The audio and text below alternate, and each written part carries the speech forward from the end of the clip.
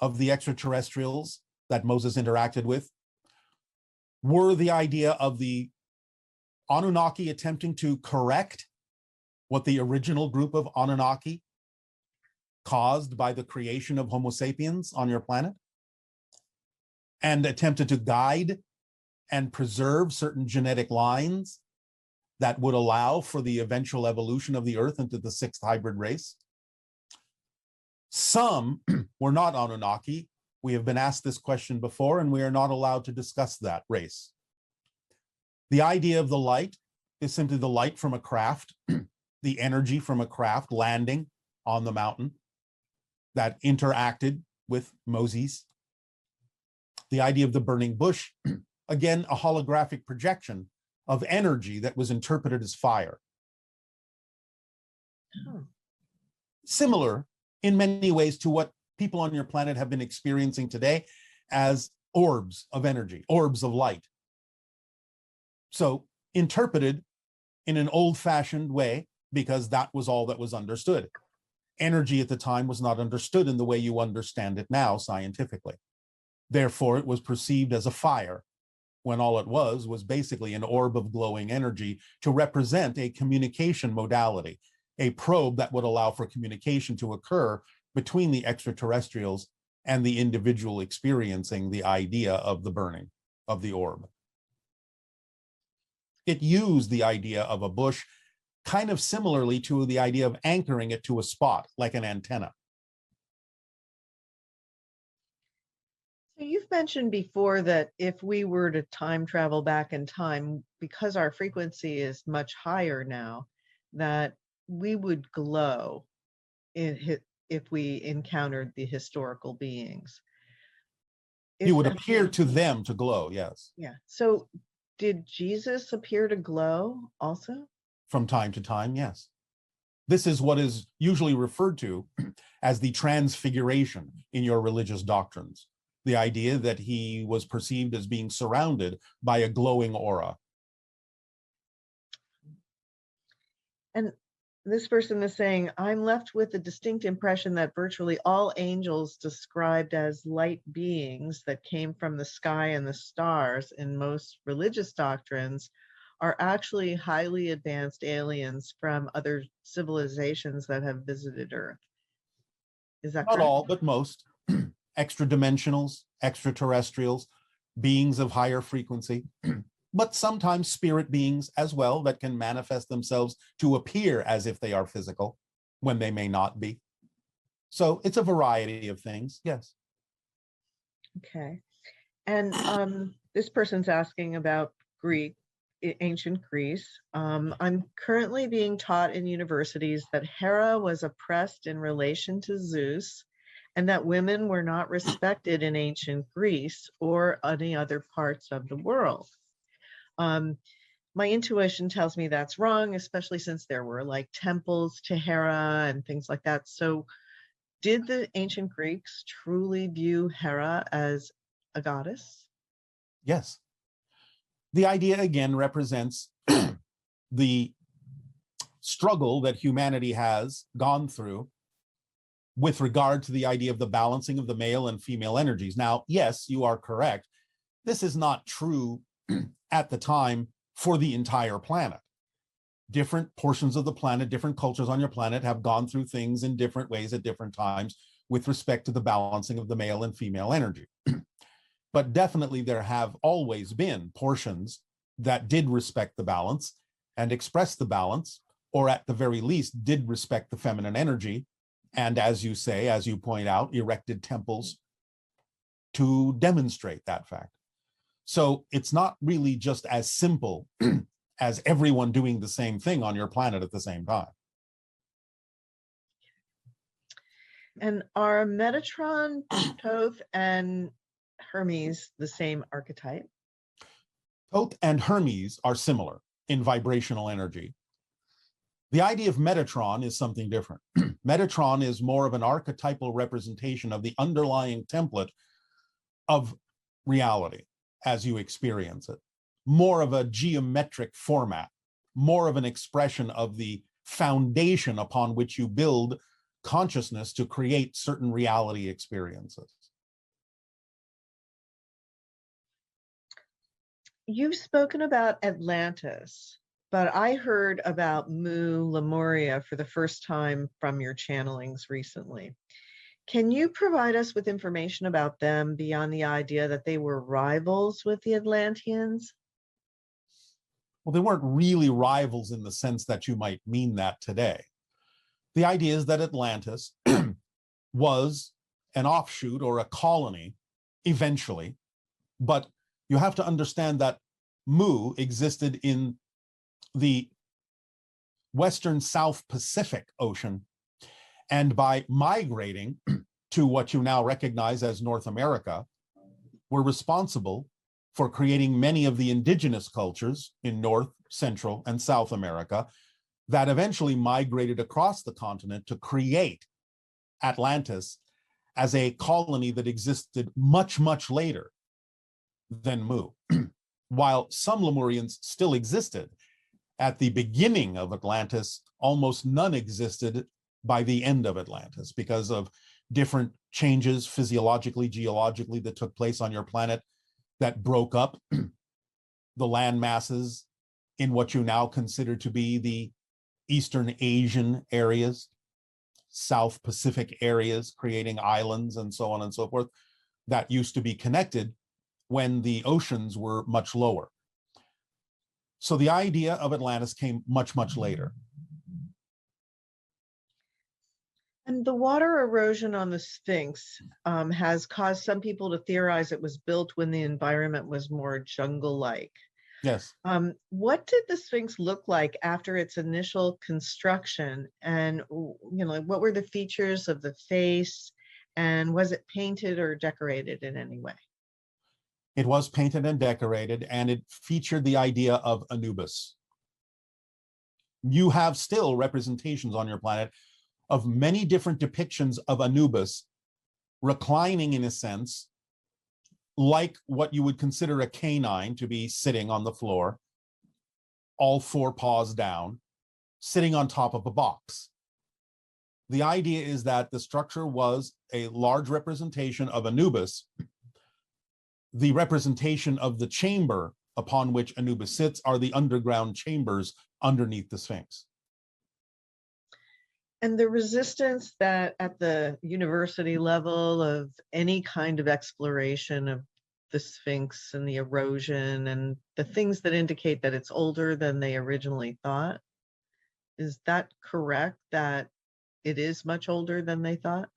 Yes, it goes back to at least 10,500 BC, as you say, because the idea is that it was built around the same time as the Great Pyramid and certain other structures on your planet that acted for the purpose of preserving information that was destroyed in Atlantis.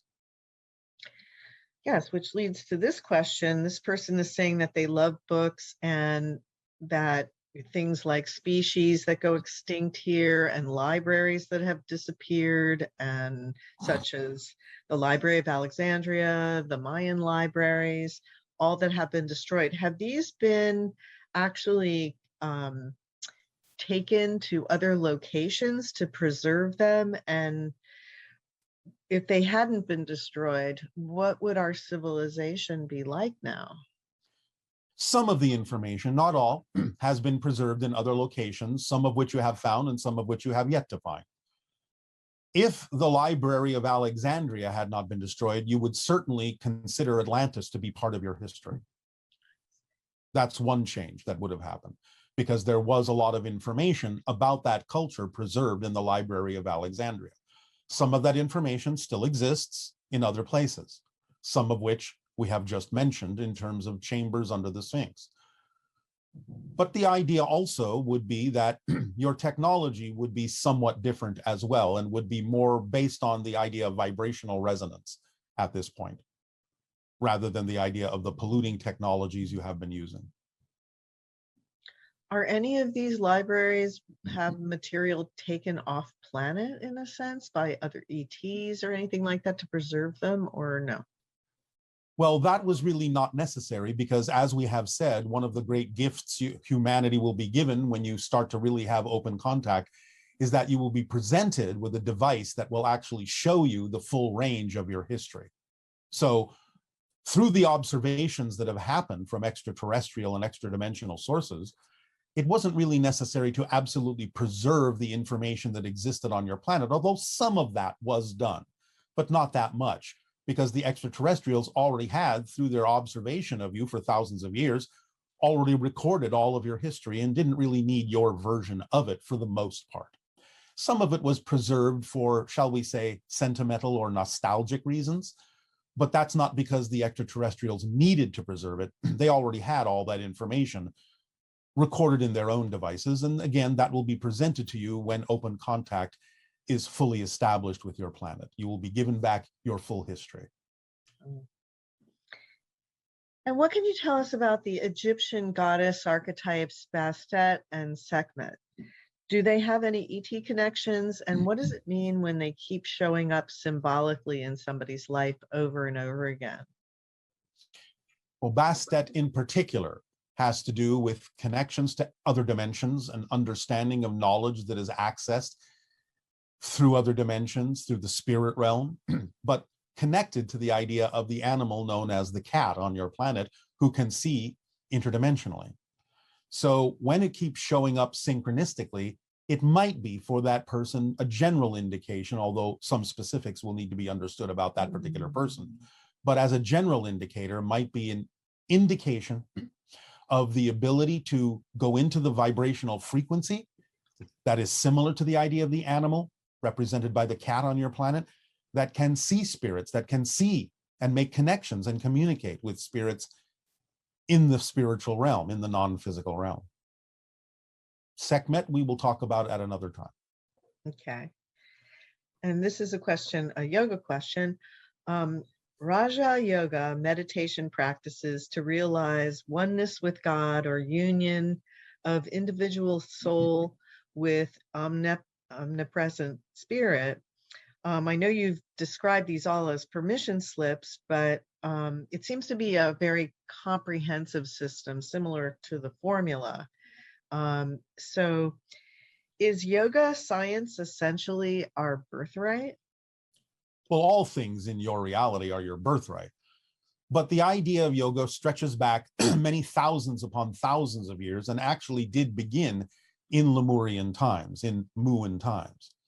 The idea, as we have said, is that yes, everything is a permission slip, but some of them are vibrationally connected to the larger portions of the archetypal representations in your collective consciousness, and thus will work for more people than other permission slips might, that might bring a more specific energy for smaller groups or individuals. So many different kinds of permission slips are connected more directly to the collective consciousness and thus can work for many people, whereas others might be more specifically tailored to smaller groups or individuals. And could you explain what the Merkaba is and what levels of existence it's relevant to? The Merkaba, in a sense, is an energetic representation vibrationally of the connection between physical and non-physical reality. In a sense, it's a geometrized, symbolic version of the transition between physical and non-physical reality, which many beings have described as the so-called tunnel of light. How many are currently on the planet? What is the age range? Are there certain countries with a higher prevalence than other countries? And then as a side question to that, can you tell me a bit more about my own precursor nature? Because it was revealed to me about a year ago in a channeling that I am one of the precursors. And so can you please give me some advice on how I can be of most usage with that type of incarnation I have chosen in this life? I feel the mission is going well. I feel I am working towards getting humans used to more of an ET vibration. So I would hear if you have any suggestions for how I can do my purpose. yeah, so maybe some more specific practical advices. Thank you so much. Love you. The question has to do with the concept of precursors, and as a caveat to begin with, regardless of what else might be asked, it is important for all to understand that precursors are not born on your planet. None of the humans that are born on your planet are, by definition, precursors. Precursors are those hybrids born off planet that may come to your planet to take readings, to help acclimate the hybrids that will eventually come to live among you permanently. But no human should consider themselves a precursor in the definition we're using. Yes, there are many humans that understand that they are helping to prepare the way, but that's not our definition of a precursor. So you can call yourselves helpers or preparers, but precursors we're using as a specific definition for beings born off the planet that are hybrids that may pass among you and take readings as to whether or not you're ready or how ready you are for receiving the idea of the hybrids that will eventually come to live among you permanently. So anything else you wish to ask about precursors, understand that those are the beings you're asking about. And if you were born on Earth, you're not a precursor, you're just a helper and a preparer, which is no small feat. We don't mean to diminish it, but we're using precursor in a very specific definition. The precursors are still among you from off-world, gauging, walking among you now and then to determine the energy that exists as to how ready you are to receive, ultimately, in the years to come, the hybrid children that will eventually come to live on Earth permanently among you. So they take their readings by passing by you, and now and then they also see if you can sense that they are walking past you, to see exactly how sensitive your senses are to the existence of their energy nearby. Again, the idea is that they range in age from approximately what you would consider to be perhaps an older teenager to something somewhere in what you would perceive to be their 30s or so, in general. They are in almost every country on your planet. At present, there are between, this will fluctuate now and then because they are coming and going off your planet. But in general, you'll find that there's between 137 and about 144,000 of them on your planet at any given moment. Hey, Bashar. Good day. Okay. Can you speak about the time-space fifth density body being used while the space-time fifth density body remains in fifth density, and how the bombardment of the particles changing the locational variable relates to that? We're not sure exactly how you're asking this question. Can you repeat it? Ra, the sixth density, speaks about the time-space fifth density body being used while the space-time fifth density body remains in fifth density. Well, you're just talking about the idea of the relationship between the physical body and the physical mind and the higher mind in a non-physical form. That's all you're saying in other terms. So as we have explained, you have a soul which creates the idea of the non-physical higher mind in fifth density, but also has a projection into the idea of third and fourth density of a physical mind and a physical body experience. And so the idea of the higher mind and the physical mind together form the entire person that is having that particular journey. Does that answer the question? So how does the locational variable relate to that? The locational variable relates to that in the same way we've described it, because any kind of a change, any kind of sensation or experience that you recognize or label as movement of any kind actually involves the changing of the locational variable. So even a move like this involves changing the locational variable. You do it automatically, instinctively, and intuitively all the time. It's just that we're breaking it down for you in a way that can be applied in a broader sense technologically as well, if you wish. So at what dimension, by injecting yourself into another universe, does this happen? Well, it can still happen in a sequence of fourth density realities, because there are many parallel realities that are also physiological.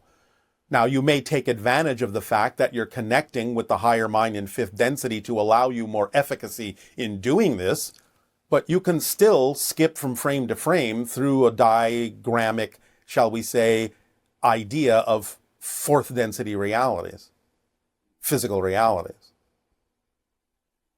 Because you're shifting all the time to create the idea anyway of even what appears to be one reality. And we do this by focusing thought? No. You simply do it by making choices, by what you believe to be true. Thought is a secondary idea where you can ruminate on what it is you've chosen, but thought itself is not really the driving mechanism. Belief systems are. What you believe is true is what shifts you. You can use thoughts to help navigate you to some degree, but really it comes down to what you believe to be true. And also, how does one densify or become visible from the non-physical or metaphysical instantaneously? Your question is not organized. How does one... word for the afterlife. I'm not sure what word to call that. Well, you can use afterlife. We understand that. You can say spirit realm, whatever you wish, which is non-physical. But the idea is it's a lowering of frequency. It's sort of analogous to the idea of the frequency changes that happen with water. You have steam, which is a higher frequency. You have water, which is a middle frequency. And you have ice, which is a lower frequency. So the idea of the spirit can be sort of likened to the idea of steam. And then you have the idea of the electromagnetic energy, which can kind of be likened to liquid water, and it's a lower frequency than the steam or the spirit realm. And then you have the physical reality experience, which is a lowering of frequency, again, sort of crystallizing your idea of spirit into a more solid appearing form. Does that analogy help? So what they're really doing is they're moving the space around them. Well, space is an illusion. You're kind of being more technical than you need to be in this. What's happening is simply a lowering or changing of frequency. Whatever space needs to be around them will automatically be reflected by the lowering of frequency, because remember, you can only experience what you're the frequency of. So as you change your frequency, that determines what you experience around you. And as you lower it from spirit, you experience things that seem to contain more experiences of space and time, because that's what goes hand in hand with the lower frequency. So it's not like they're deliberately moving space around them or anything.